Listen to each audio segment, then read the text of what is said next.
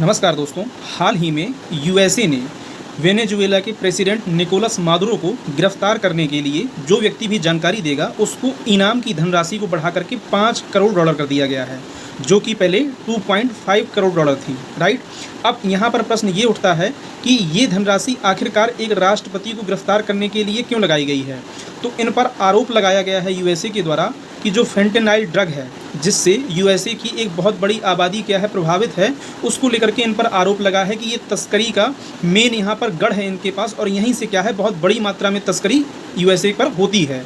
और कई सारे जो अप्रवासी हैं उनको भी यहाँ से क्या है यूएसए भेजा जाता है। इस तरीके से इन पर कई सारे आरोप लगाए गए हैं, और जो स्टेट डिपार्टमेंट है यूएसए का, उसके द्वारा जो है ये ट्वीट यहाँ पर आप देख सकते हैं किया गया है, जिसमें इनको गिरफ्तार करने के लिए ये इनाम की राशि को बढ़ाया गया है।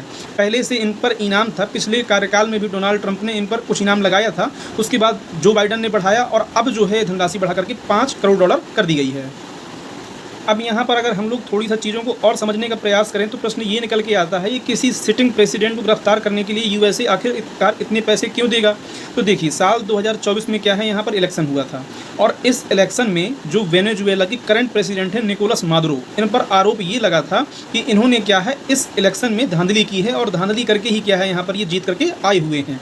जबकि यूएसए का जो समर्थन है वो जो इनके अपोजिशन में थे उनके साथ देखने को मिलता है। और वेनेजुएला और यूएसए का विवाद आज का नहीं है, बहुत लंबे टाइम से क्या है दोनों देशों के बीच में विवाद देखने को मिलता रहा है। इसके पीछे कारण ये है कि जो करंट सिटिंग प्रेसिडेंट हैं निकोलस मादुरो, इनका झुकाव चीन और रूस की तरफ देखने को मिला। साल 2018 के टाइम पीरियड में भी क्या है रसिया के द्वारा और चाइना के द्वारा यहाँ पर अपनी इन्वेस्टमेंट को बढ़ाया गया था।